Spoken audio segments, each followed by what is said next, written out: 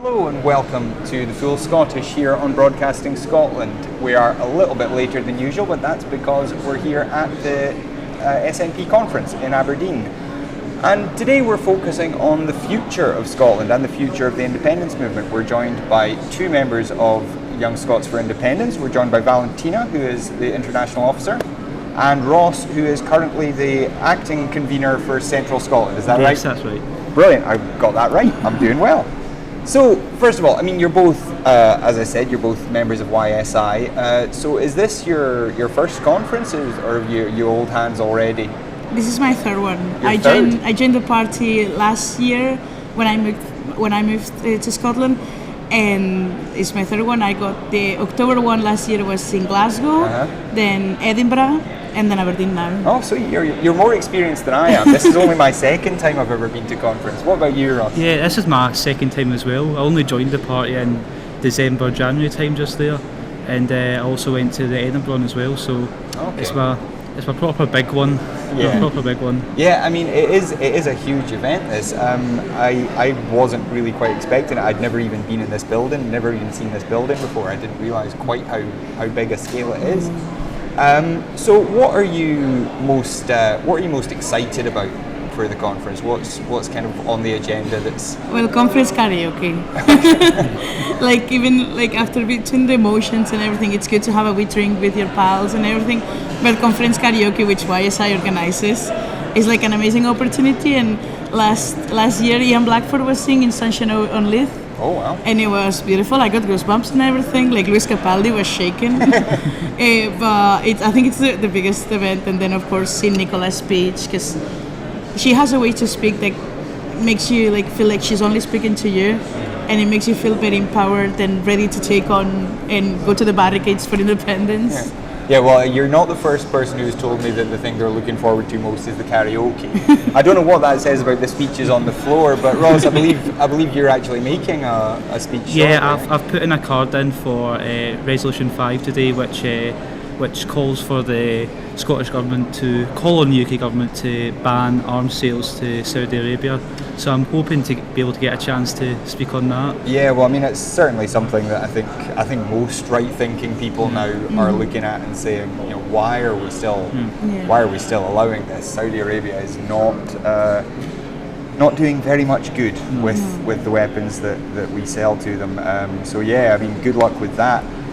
Now, can I ask also where you're from Central Scotland? Yeah.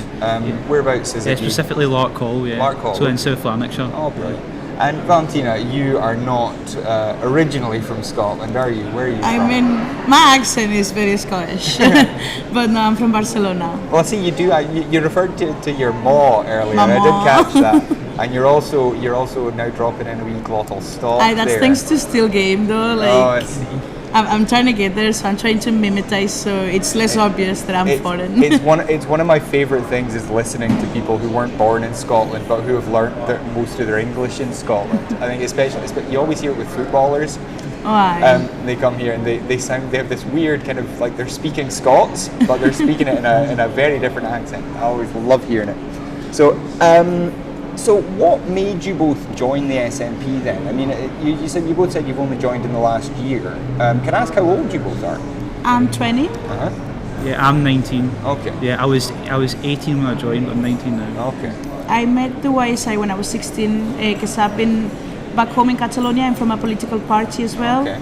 And I've been an activist for them since I was 14. Oh, brilliant. So one day in 2016, the YSI came over for Catalonia to give us support in our National Day, and I met the Scots for the first time. I was like, oh my God, who are these people? And I fell in love with them, and then things happened, and I realized uni was free in Scotland, and back home my chances were very reduced, and I knew where I wanted to go, and I knew what I wanted to do with my life.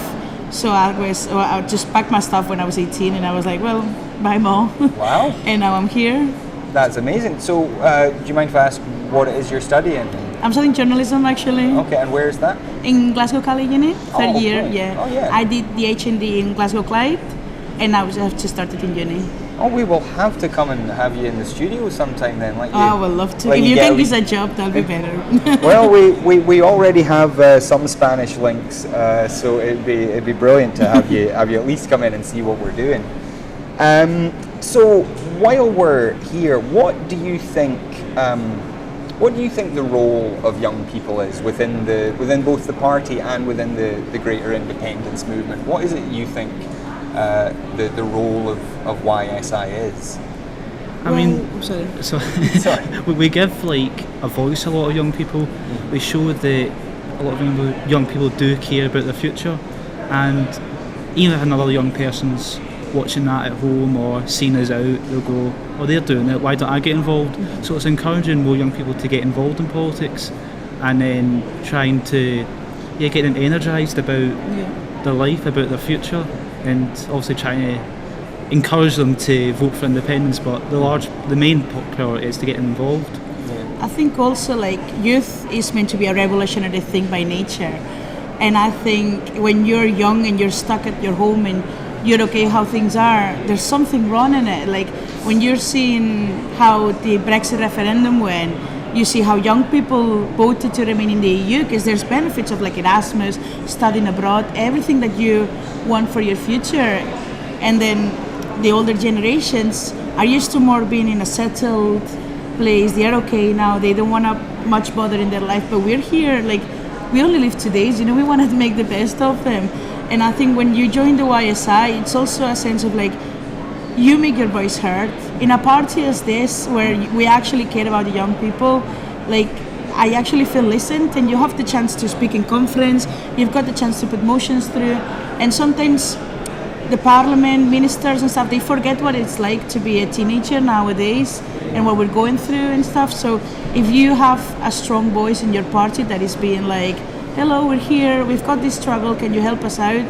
It's amazing, and they do listen to us a lot.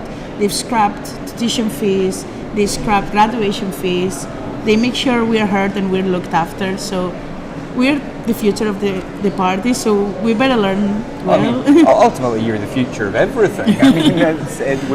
We need young people to carry on the world for us after old fogies like me are gone. So what do you think? What do you think the YSI and just young people generally add to the independence movement? What do you think? Because obviously young people are more likely to support independence. We know there's been a majority amongst younger people for quite a long time, and with the voting age down to 16 as well, there's much more of a focus on getting young people involved and getting them voting. So what do you think YSI can do in that area? Well, as I said, we're looking to make sure our voices are heard inside the government. And when you're young and you join the independence movement, you're writing a new story and you're making sure you're part of that history. And you're writing a new chapter in your life, and within the SNP we try to make sure you can write your part in this super exciting chapter that we're building. So I think young people bring is a lot of power, a lot of determination as well, and a lot of we don't give up because we don't know what it was before, but we know what it is now and we don't like it. So we want better and we can do better. That's what we're fighting for, and that's why we make sure we need to be included in this movement, because if we don't have the thrill, if we don't carry this away, who else can do it? And Ross, in your area, how are you finding people are responding to you? I mean, if you're out campaigning and whatnot, are you finding that people are listening to what you've got to say? Yeah, I mean, responses on the doors, they've been really good. A lot of people listening, a lot of people open to changing their minds. I think Brexit recently has been a big one. So many times when people say they're going to vote yes and they voted no before they mentioned Brexit, it's just people are a lot more engaged now as well. They're more likely to listen to you. The responses have been brilliant, I think. That is good news. Of course, Brexit is very possibly upon us in just a couple of weeks. I know that clearly is likely to affect you perhaps in a more negative way than it might Ross. What are your feelings about Brexit as we get closer to the end of October? For me, it's a very scary feeling because, as I said, I came to this country when I was 18. I had a suitcase and like no money, so I started working 2 jobs. I started looking for a future. I had to make it work. Like, I had no safety net. So now, 2 years from there, and I look what I've achieved, and I'm in 3rd year of uni. I'm in here, and I'm an international officer. Like, people have appreciated me, and they have made this country my home. And I make sure I'm trying to learn the accent, the dialect, everything. I love Scotland, and I am Scottish. As much as I'm Catalan, I'm Scottish as well. And I chose, over the 1,000 of countries that there is in the world, I chose Scotland. So for me, that's somebody that has never had to struggle in their life over like, oh, if I can make it at the end of the month or not. From behind a fancy desk, deciding whether I'm worth it to stay or not in this country is something very scary, because I've tirelessly I've been campaigning for this country since I can remember, and I don't want it to go. And if one day I'll go because the government decides I can't stay any longer, it's honestly going to break my heart, because I've worked so hard to be Scottish. And if I have to go home, I'll still be Scottish, but I don't know, I feel like back home I don't fit there anymore. Like, every time I'm in Catalonia visiting, I'm thinking like, oh, my Scottish pals will love this. Oh, like, I should teach them that. And I feel like I've made this my home for the little time that I've been here, and I don't want this to change just because somebody doesn't like immigrants, different skin, different accents, different cultures. Yeah, I mean, I think it's one of the things that the people who are anti-immigration, people who are very patriotic but want to keep people out, I find it a very strange idea, because, as you say, you've chosen to be Scottish. Mm-hmm. I mean, I didn't choose it, I was just blessed by God. Very blessed. But it's very easy for me to be Scottish.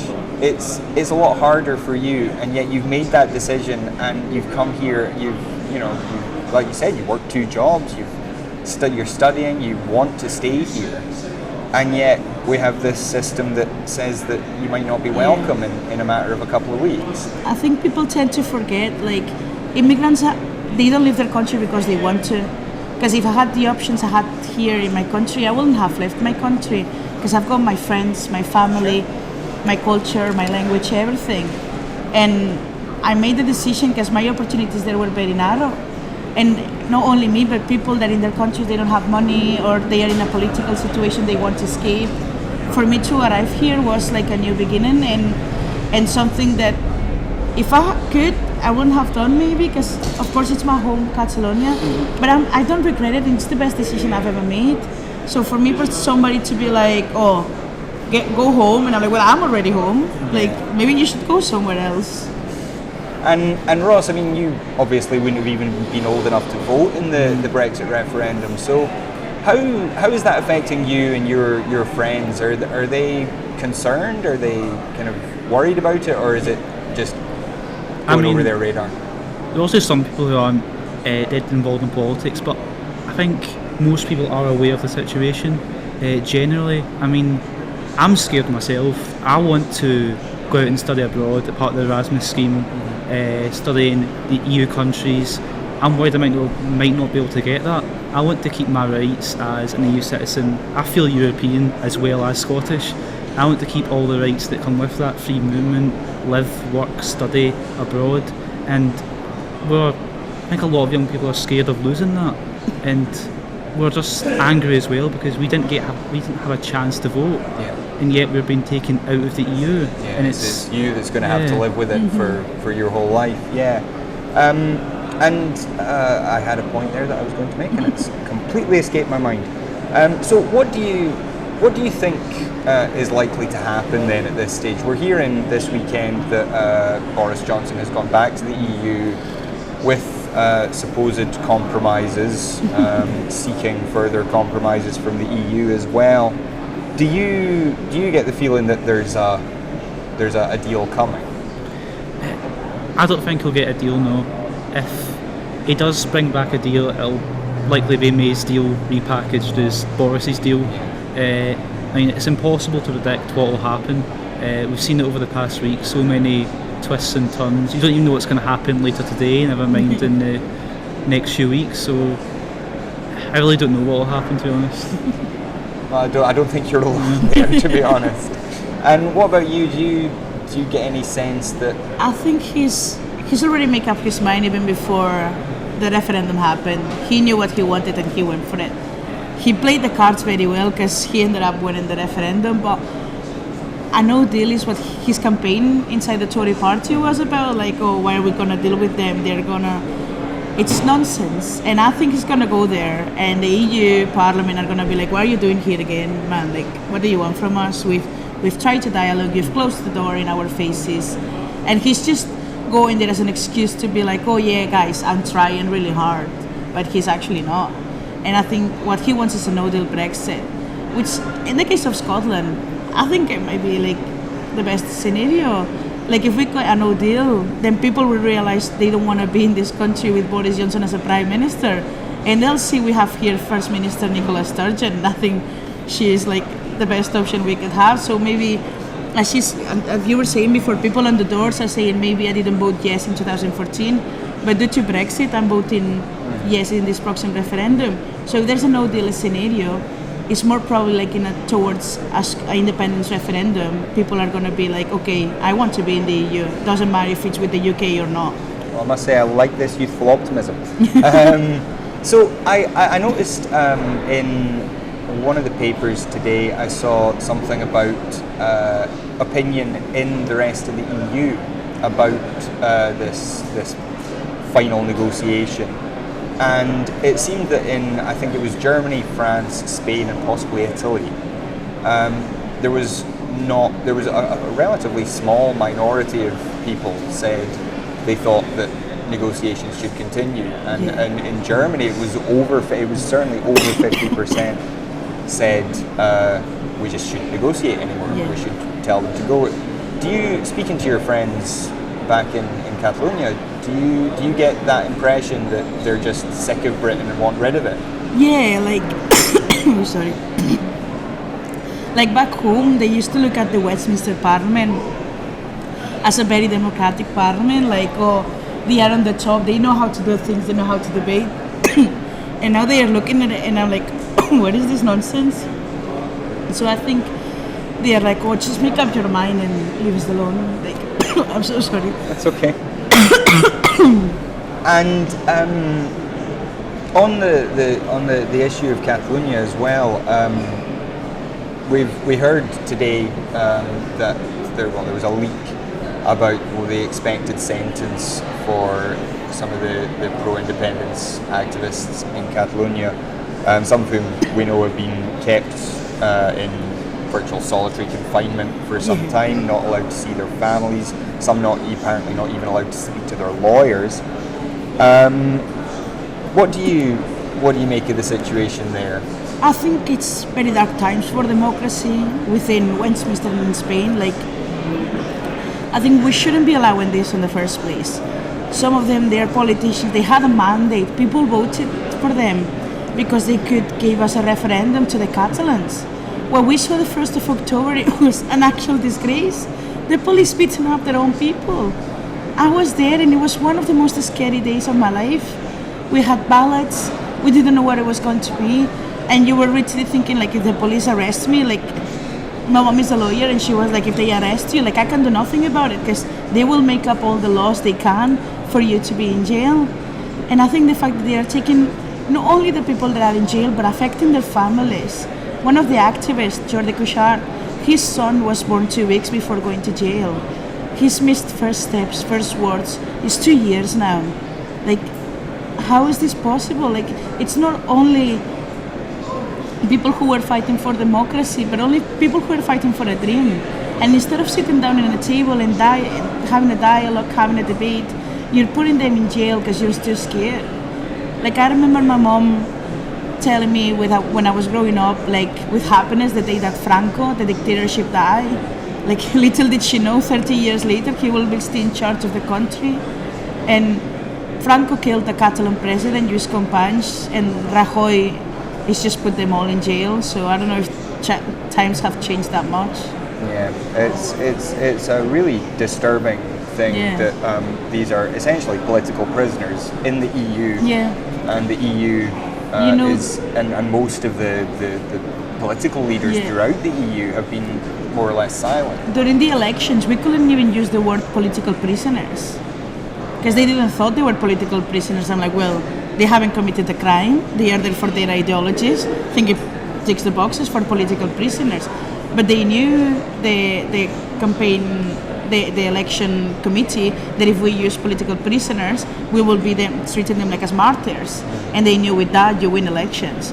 So they strictly forbid all the media to use political prisoners. Instead, they use politician prisoners.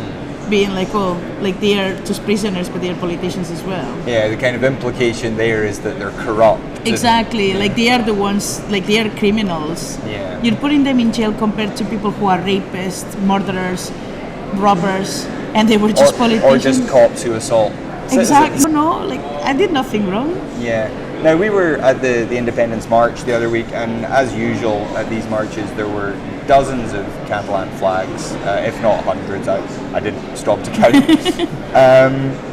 What do you think about the solidarity that the Catalan people get from Scotland, and what do you think the people of Scotland can do now to show that solidarity with these people as they get sentenced? Well, for me, it means the world. It means again that I'm welcome in this country and that they will have my back. Scotland can't do much in the sense of like they cannot go to the EU, be like, come on guys, like stop this. But what can do is stand in solidarity with us and make clear the message that they do not agree with the Spanish government decisions.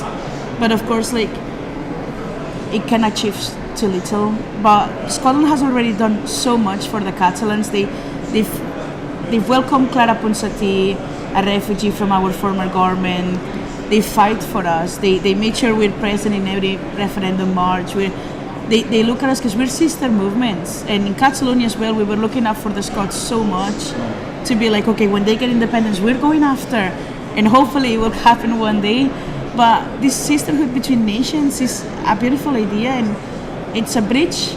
And when you've got two governments, central governments that are oppressing you so much, and they are like cutting your rights and not hearing you and being as undemocratic as they can be, seeing that at the other part of the world you've got somebody supporting you and that they will welcome you and they will have your back no matter what, is beautiful. It's telling you you're doing nothing wrong, you're just fighting for your country and for your culture, and I think it's just beautiful. Now, Ross, you were talking about how you would like to be able to travel and study and whatever around Europe. Is that something that you have an actual plan for, or is this just something that's at the back of your mind? Yeah, something at the back of my mind, not a set plan yet. Okay. Are you actually a student just now? Yeah, I'm a student just now. And what is it you're studying? Sport coaching. Oh, very good. Whereabouts? UWS at the Lanarkshire campus. Oh, brilliant. Okay.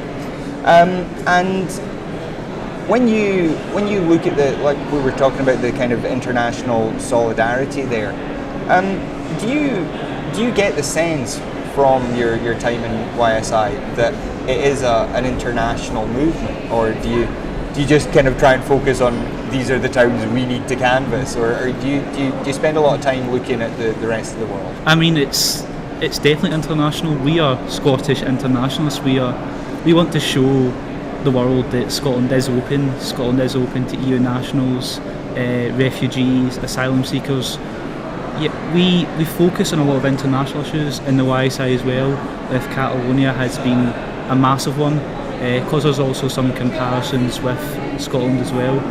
Yeah, so we try and focus on as many issues as we can. Obviously we do focus on a lot of local issues, but I think international issues are really, really important, because Scotland, we want to be a world leader in the likes of human rights, democracy, self-determination. We want to take our place on the world stage.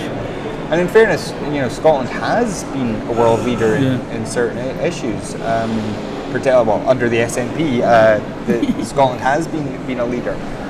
What in the future then, if you were to be the next leader of the party, what do you think your big goals would be? I mean, we'll scratch independence off, because we're going to have achieved that before you become leader. But what do you think your big goals for Scotland would be? One of my biggest goals probably is climate change. because we are taking massive steps, but we can always do more, because it's our home, it's the planet we're living on. Yeah, also I'd make sure Scotland is, as I said before, open to the world. We're actually fulfilling our humanitarian duties, standing up for democracy. Yes, those are probably the biggest issues. Like climate change is probably the biggest issue we're facing in the world just now. And in the UK, I mean, temperatures are rising. We're already seeing the effects, and we also need to make policies that will help, but also tackle the misinformation as well, that kind of thing. So that's one of the things where we are currently world leaders on, but we need to see what more we can do. And is that something that you find that other people your age are interested in? Is it something, I mean, for example, at your people that you know, were they out on the climate strikes and things like that? Yeah, I know a lot of people that were, a lot of my friends and a lot of people in the YSI as well.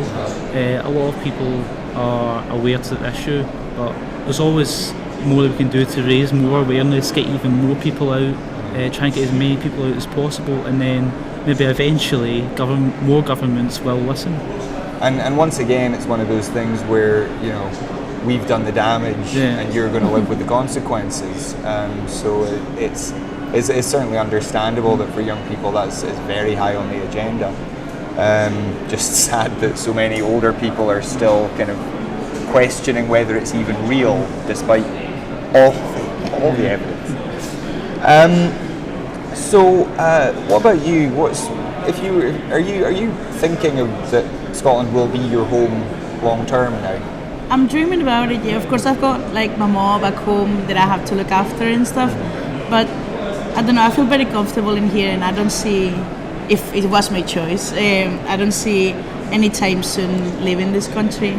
So if you were to beat Ross out in the election for the next leader, what do you think your priorities would be for Scotland? Well, coming from a very working class background, I think I will try to make as achievable education, as achievable like people, like giving everyone a chance in this world. Because where I come from, I had to fight a lot to be where I am, and nobody gave me anything.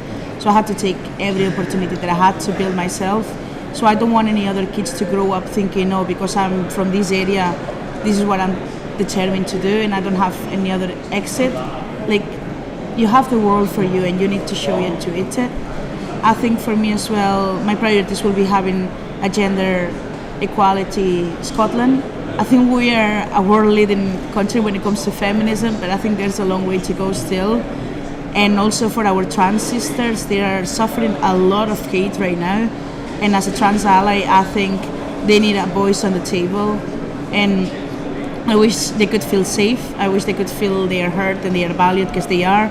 But unfortunately, for hundreds of people that we support, and there's always too many as well that they don't, and they can understand it. And I want to build a Scotland where everyone's welcome. Doesn't matter background, doesn't matter race, doesn't matter gender, anything. So that will be one of my priorities. Of course, dreaming of a Scotland being the EU, but having a country where well-being as well is very prioritizing. Being like, okay, I can't go to work today because I feel I can't take it anymore. Take a day off, you relax, and then no more questions asked. Making sure that our citizens are our priority and that they are happy. On the feminist issue, as you say, there's still a lot to be done. Although, again, many people would say, well, what's not equal now? You've got equal pay, you've got equal rights. What specific things do you think need to change? Do you think there are legal changes, or do you think it's more of a cultural change that's needed? I mean, it's cultural and legal. When you see rape cases that are not punished on the law, because whether maybe they've got good connections, whatever, like you're literally letting away a criminal. And I think within the law, it has to be very punished, the gender crimes and racism. But I think it's a cultural change on the sense, this slut culture that we have, unfortunately, is very big. And the fact, like, if I cannot feel safe going home at night, what's the point on this? Can I ask, do you find the same kind of fear on the streets? Do you find that the same here as in Barcelona? I think Barcelona actually more. Like the victims for domestic violence in Spain in the last 8 years, I think there are over 1,000. Okay. And this is like women being killed by their partners or just creeps that they wanted them and they couldn't get them. In Scotland, unfortunately, I don't have the numbers with me, but I don't think it's as high. And I think there's abuse at their homes. Unfortunately, it's still something that we need to tackle. But I think in Spain it's worse because we don't have a women leader. Even though we doesn't seem stupid, but having a woman as your first minister or as a prime minister changes a lot the perspective when it comes to men. Like they don't feel superior, they don't feel like they can take the role. In Spain, this macho culture is so instigated still that I think being a woman in Spain is like probably a very tough situation. That's interesting. I mean, a lot of people would say that Scotland, of course, has that very macho kind of culture as well. But it's interesting to hear that it's different for you. You don't kill bulls, so. Well, I don't personally. Anyway, Ross, I understand that you have to leave us. I believe you're going to make a wee speech if your name gets called. As you said, it's to speak on Saudi arms trade. Or the arms trade with Saudi Arabia. Calling to ban that. Yeah. All the very best. Thank you so much for joining us. Good luck. And good luck on stage. Thank you. And with everything. Thank you. Thank you. And we are just now bringing in somebody else, another young Scot for independence. And Jack. Hello, Jack. Nice to meet you. So, Jack, I understand you are the convener for the North East region. Yes. Brilliant. So, a local boy then. Home ground. Yeah. Whereabouts are you based? Is it Aberdeen yourself? No, I'm Dundee now, but I used to be Aberdeen. Okay. It's a wee step down for you, isn't it? Absolutely not. Best city on earth. Love it. Absolutely love it. You need to cut that pattern, man. I know. I'll get in trouble with somebody here. It's the yes city. I know that. I went to uni in Aberdeen myself, so always got to look down a wee bit on Dundee. But anyway, Jack. So welcome, first of all. Thank you. And I asked the other two earlier. Is this your first conference? No, I think it's probably my 12th. Okay. Something like that. Yeah. You've been involved for a while then. So I joined the SNP when I was 17. Back in 2014. Okay. Just before the referendum. Okay. Which is funny because I've probably been in the party longer than about 80% of the membership, even though I only joined about 2 weeks before. But my first conference was Perth in 2014, so I've been quite a lot. Yeah. Brilliant. And so quite interesting then that you joined just before the referendum. What prompted that? I guess I wasn't really sure how the referendum was going to go. I was in Aberdeenshire at that time, and the canvass results maybe weren't as great as I'd hoped them to be. So I think my mindset was that if we won, then I wanted to be part of the party that was going to shape the independent Scotland. I also just agree with almost every SNP policy. That helps. But then I also thought that if we lost, I still wanted to be part of this party that was going to fight for the future of Scotland. Because I knew that if we lost, it wasn't going to be the end of it. I didn't expect to be where we are now, but I guess that's pretty much why. Now, I mean, Aberdeen Aberdeenshire has historically been fairly good ground for the SNP, the city a wee bit less so. How do you find the mood around independence up here now? It's definitely shifting. There are a lot of people, especially in Aberdeenshire, really concerned about the damage that Brexit is going to cause to so many of their communities, farming especially, and it's definitely shifting. I still think it's an area that is probably the majority no, but it's much different. But the entire country is the same. Independence support has never been higher, and that is true in Aberdeen and Aberdeenshire. I mean, Aberdeen, I think it was the UK government's analysis that showed that Aberdeen was going to be the worst hit city in the UK by Brexit. A lot of people are looking at that and they're thinking, we were told in 2014 that this would never happen. Yeah. We were told that if we voted no, then our position in the EU was safe and secure. And now we have this uncertainty. So I think a lot of people are really reconsidering things. And how long have you been in Dundee now?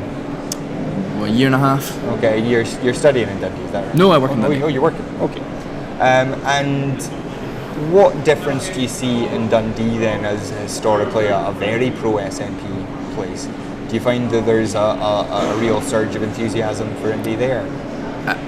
Even more SNP, even more yes. I mean, it always has been yes and always been SNP, or in recent times I suppose, but I mean, it certainly hasn't gone the other way. People still want independence, and they're crying out for it. So, just thinking about the conference then, excuse me, is your name down to speak at all? No. I'm having a quiet one. So what are you most looking forward to over the course of the 3 days? You aren't allowed to say karaoke. Somebody's already Karaoke's, yeah, one of them. Yeah. Well, the free drink in the Heathrow Lounge is always quite nice. That's also good. No, but I, on a serious note, I suppose it's good to be around just like-minded people and friends and colleagues for the course of 3 days, especially being around MPs and MSPs and speaking to them, getting their insight on what's happening down in London and everything. So I guess that, not so much the speeches or anything, as much as I enjoy them, it really is just the kind of the social aspect of it, and the real conference isn't in the hall, it is chatting to folk around places like here. That's probably the highlight for me. Yeah, I have noticed actually, as I've been wandering around myself, that it seems like an awful lot of people just seeing old friends that they haven't seen in a while. Absolutely. There are a lot of hugs and a lot of, absolutely. Oh, look, I've not seen you since the last conference. Yeah. And it does seem to be like a really friendly environment. We're like a big family in here. We hear a lot about some other political parties where you have to make sure nobody's stabbing you in the back. It doesn't seem like that's the case here. No. I mean, no, it doesn't seem like it. Maybe if you're both running for the same position, I'll be careful. But I think it's a very friendly party, and we do look after each other. I think it's a very safe space for us, and if you got any issues, everyone's more than helpful towards you, and you've always had people having your back. And now you're both office bearers. As I said, you're a convener in the Northeast. You're the international officer. Do you have a vision of a future in politics, or is this strictly a hobby? I wouldn't say it's a hobby, because it's stressful at times. But I mean, I want to see my country independent. I want to have a good future for Scotland. I'm not interested in being an MSP or anything like that. Okay. What about you? I'm open to anything. Of course, like it will be mean say no, and then 20 years from time be like, oh, but you said. This will come back and haunt me forever. Yeah. So I'm open to everything. But of course, I'm studying journalism, so that's my priority at the moment. I love politics. I've always loved it since I was very, very young. So for me, being involved and helping building this little castle, it's more than grateful for me. So apporting the little that I can bring, it's enough, I think. Well, Lord knows we need good journalists too. I mean, politics doesn't work without good journalism. So and all we've got just now is Broadcasting Scotland. So, And the National. And the National, that's true. Doing a fantastic job, I mean. We all try our best. There are actually lots of independence-minded media organs, and you should support them all. When it comes to Brexit, we spoke quite a bit to Jack and Valentina earlier. Ross and Valentina earlier about Brexit. Obviously, it's the big issue in politics right now. How are you feeling about it? Did you vote in the referendum? Yeah. You are old enough, I voted Remain. Yeah. It's. I don't know what to say other than it's very bad. The whole thing, it's ridiculous, and it does really go to show why we need to be independent. Because, well, even if you ignore the fact that we were told in 2014 repeatedly that the only way to secure our membership of the EU is to vote no. We voted overwhelmingly to remain. England voted narrowly to leave, but because of that, we were being dragged out anyway. Nothing helps our cause more than that, and it exemplifies why we need to be independent, because our decisions are not being respected. The ones that are taken here should be respected, and that's the ones that should matter. And what are you expecting to happen, kind of, especially this week? Are you expecting to see Boris Johnson send his letter asking for an extension? Are you expecting a new deal to be put before Parliament? Honestly, no idea. It's crazy, the whole thing. I guess he has to send the letter if he doesn't get a deal. I don't think he's going to get a deal because the EU have said so many times that there is a deal and they've already voted it down 3 times. Boris Johnson voted for it once, actually. I don't know. It's impossible to predict. I think he should send the letter. We should get the extension. A longer extension would be nice. 3,000 years would be good. It's impossible. And it's so crazy. And we're told that we may be expecting a general election, presumably after that letter is sent. I don't think anybody trusts Boris Johnson enough to try and call it before then. What do you think is likely to happen in a general election? I think, well, in Scotland, I think that it means that the SNP will do very well.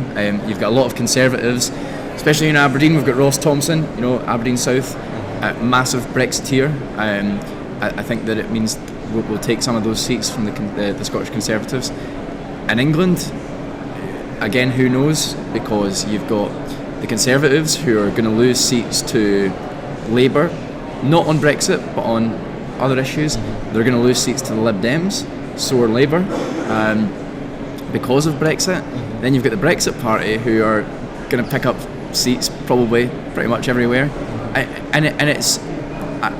don't see how an election will bring about a stable government, if any government at all, because the 2 main parties, the Conservatives and Labour, they're going to lose so many seats to the Lib Dems and the Brexit Party, and it's strange. And both parties, of course, are still very divided over Brexit. Yeah. Well, I mean, Labour don't have a position. Yeah. At least with the Conservatives, you know where they stand.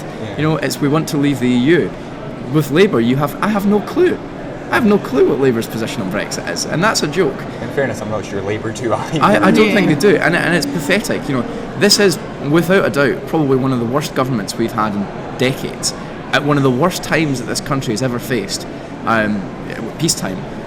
And the opposition are clueless. Yeah. The Conservatives are still beating them in the polls. It's ridiculous. Jeremy Corbyn should be so far ahead, but he's not because he's useless. That's a fair assessment, I think. Yeah. So what about you? What's your feeling about a general election? Would you be looking forward to it, first of all? I am looking forward for it, because it will be kind of like chanting like a second referendum on Brexit. I think people don't want Boris Johnson. They didn't vote for him, so they want to get rid of him as soon as possible. Like, we already have Trump making a mess in America. We've been laughing about Trump for years. Now we suddenly have it at home. It's like, whoa, what's happening?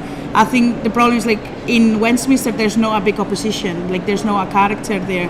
As Corbyn, he's a chicken without a head, man. He's running about the place like with no idea what he's doing. He could have kicked out May when he had the opportunity, and he decided to be silent. He has been hibernating for the whole winter. Hopefully he will wake up in summer, and he still fell asleep. Like, it's absolutely ridiculous. The Lib Dems are just more of a bunch of Tories. The Brexit Party with Nigel Farage, oh my God, don't even get me started there. Like, how did that guy got there? Like, who thought in his right mind of said, was like, oh yeah, we're gonna get Nigel Farage on the front, because he speaks so well and he is such a gentleman. Yeah. And then in Scotland, I really hope the SNP, and I think the SNP will do very well, but at the same time, it's just Scotland. Like, if we don't have time for like an independence referendum, our voice in Westminster are keep being shut. So therefore, if we get more seats, but Westminster still doesn't listen to us and doesn't pay attention to the Scots, what's the point? On that note, we have at the moment the First Minister saying she plans to request a Section 30 order soon, and that an independence referendum is on the agenda. Do you think that's likely? Do you think a Section 30 order is likely to be given? No. Definitely not. What about you? I think with this government you can't sit down and talk about a referendum because they're going to close the door in your face. I think it's not going to be likely. I think we need to wait because also like we have to think of all our, like we're very convinced, we're very keen on independence. We've got a lot of people to convince though. Like we've got people who are in the middle, and with those people, they are the ones that you win referendums with. Yeah. Like everyone in this room is pro-independence. Yeah. We all know that. We don't need to convince them. They already have done the job. But we've got people who are torn that they don't know about politics. Maybe they don't care. They just want to make sure their life is not in a mess. That's the people we need to convince. And we can't be like, oh yeah, general elections now. There was a referendum. We lost it. Now we're not. Like people need stability. And if we're doing all this rush, we're gonna lose it. And we can't miss the bullet this time. Like we only have one bullet left. We can't miss the target. So do you think that's a serious problem for the movement? This feeling that politics has just become incredibly exhausting over the last couple of years. We've had multiple general elections, and since 2014 we've had 2 referendums, 3 general elections, 2 general elections. Scottish election, a European election, local elections, and just this constant stream of nonsense. Nobody knows what's going on, everything's crazy, everything's falling apart. Do you think there is a risk of people just rolling their eyes at another independence referendum? Absolutely, and you see that in England. You put Sky News or BBC News on, they do, no idea why, but they'll do a random vox pop in Chester or something like that, and they'll ask someone about how they feel about Brexit, and it doesn't matter how they voted, but they'll always say the same thing: just get on with it. I'm sick of it, because it's been going on for years. That you're right, folk are just exhausted.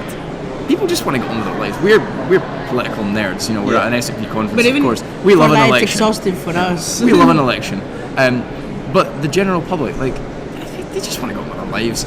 I think it maybe is a little bit of a risk. But in 2014 we had a really, really positive campaign. Every campaign since has been incredibly positive, and we genuinely inspired so many people. You see that 200,000 people marching in Edinburgh for independence is fantastic. So I think there is a lot of kind of voter fatigue maybe, but we ran an enthusiastic and positive campaign, and we'll do the exact same thing again. Well, I think we're in politics, we love this, but even for us it's exhausting.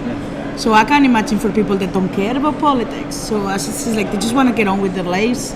And I think if you want to have a country where your citizens are participating in the decisions you're making, you can't be having elections every 3 months. Like the only stable thing has been in this all this time since 2014 is that Nicola Sturgeon was the first minister. Like she's knocked down three prime ministers from the UK, and she's gonna keep doing that because she's the only thing stable in all this process. So I think she's gonna be the one last standing. On that note, I think most people within the SNP and the wider independence movement do look at Nicola Sturgeon with a lot of fondness. Do you get the sense that that's true of the wider population as well? If you ask taxi drivers, no. Every time I get on a taxi, they're like, "Well, I hate Nicola Sturgeon," and I'm like, "Why? Like, I love her." and they will give you various reasons, like the roads or this like universal credit. I'm like, well, that wasn't her fault. But I think inside the country and even outside, internationally, she's admired so much.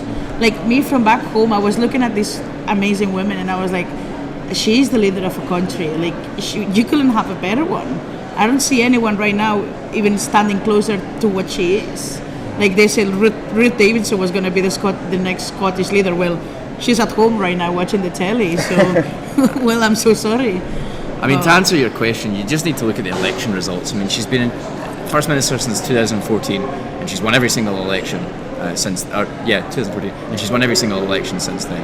I think that people in Scotland, it's a bit of a breath of fresh air to look at people like Nicola Sturgeon and actually see someone who's a competent politician. And I think that a lot of people recognise that. Unionist, independent supporter, Tory, Labour, whatever, I think a lot of people recognise that actually, whether you agree with them or not, SNP politicians and ministers and the First Minister, by and large, are incredibly competent compared to down in Westminster, where there's just so much craziness going on, resignation after resignation, scandal after scandal. I think people recognise that we are a competent party. Yeah, I think that's one of the things that, particularly with, as you say, the backdrop in Westminster, that Scotland does seem incredibly kind of stable and normal under the SNP. As we've talked, we talked about Corbyn, who's not exactly leading a disciplined, organised party that's all focused on one goal. And the Tories, just expelled a bunch of members, still riven down the middle over Europe, despite a referendum that was supposed to settle it.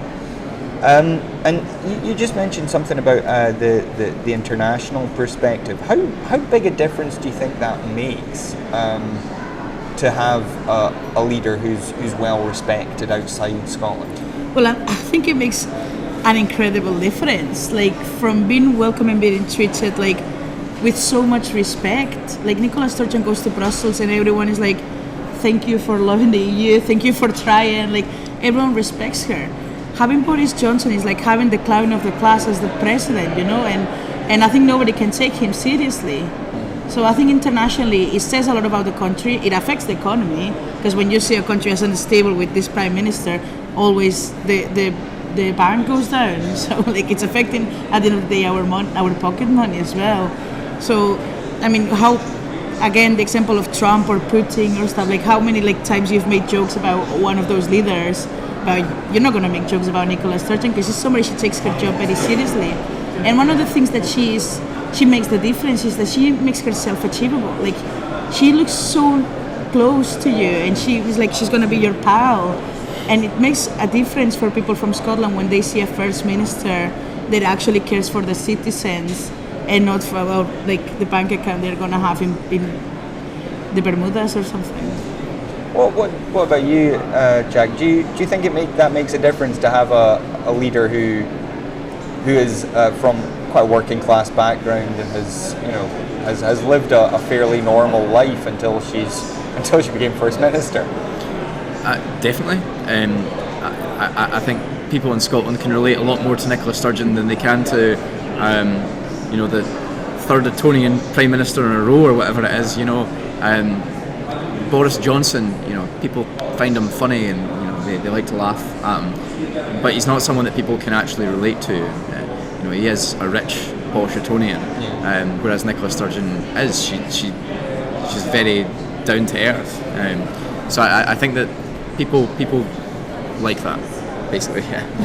I mean, I must say I've never met her personally, but virtually everybody I know who has, which is quite a lot of people, all say that exactly, that she is very approachable. She is very just. She gives the best hugs in the world.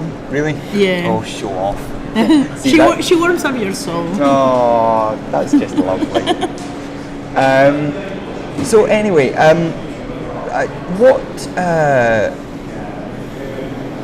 what do you think? What do you think the future of the party is then? Where you're presumably not in any hurry to leave the party. So as you get a wee bit older, as you move out of YSI and into just being an ordinary grown-up member, what do you expect the party to do? I mean, not least actually, if we achieve independence, do you expect the SNP to continue or? Yeah, absolutely. I mean, I guess the party was founded with that one goal in mind, independence, and I guess maybe in the past there was splits on policies and things like that, but we've been in government for 14 years now. We're not a party that's going to just disappear like that after independence.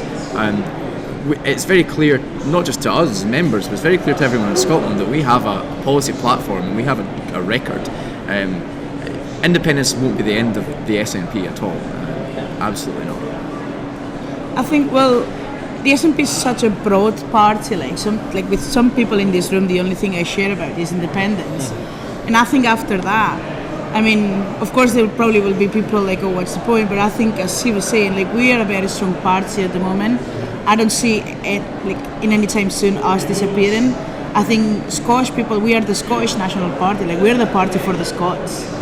And right now, like, we're the only ones serving this. Like, the Tories, the Labours, the Greens, they have parties with other places in the world. Like, we are only for Scotland, and we only care about Scotland. So therefore, if Scots, more from a working class background and stuff, they want to make their voice heard, I think the SNP is the party that is going to keep doing that for all the time to come. Okay. And you don't imagine there being a big kind of, I mean, a lot of people have talked about how it might split and become, you know, maybe a reformed sort of left party. There's a handful who would go right, some might go towards the Greens. You don't see that happening? Maybe some of the members, perhaps. But no, we have a clear policy. We want an independent Scotland, but everyone who's a member knows that we have been an incredible government for the last 14 years. A handful of members might leave and go to the Greens, or just kind of stop getting involved with politics altogether. There are a lot of people that just want to see independence. No, I think this party, independence won't be the end of us. Well, I must say, I think between you two and Ross, I think the future of the party is certainly in safe hands anyway. Thank you very much, both of you, for joining us, and thank you to Ross as well. That is just about all we've got time for today on The Full Scottish. We hope you have enjoyed hearing from our young friends. We will be back covering more of the conference. We'll be doing as many different interviews as we can get the whole time that we're here. And we do say this every time, but making TV programs is expensive, especially doing outside broadcasts like this. So if you are able to help us out with a wee donation, you can go to broadcastingscotland.scot/register. I'm not sure if the graphic is on the screen, I don't know. But broadcastingscotland.scot/register, if you sign up as a supporter, your £5 a month can make an enormous difference. It lets us do this in a wee bit more style. It lets us do more of the kind of programs that we want to make for you. So do please, if you can afford it, do go and support us. But once again, thank you to Valentina, thank you to Jack, thank you to Ross, who we believe is down on the conference floor just now. And we will see you again very soon. Thanks for joining us.